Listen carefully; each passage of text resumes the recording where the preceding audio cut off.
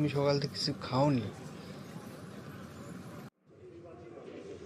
আরে বিন্দু, ওখানে দাঁড়িয়ে থাকলে কেন? এখানে আসো,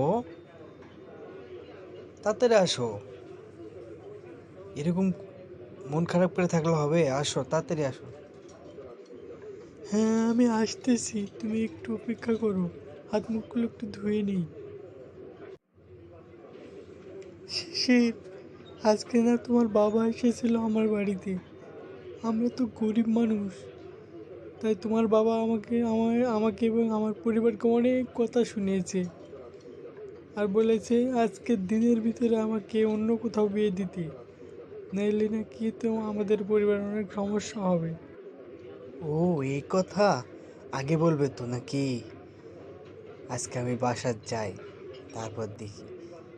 আমার মনে বলতেছে আজকে তোমাকে এখান থেকে তুলে নিয়ে কাজে অফিসে বিয়ে করি।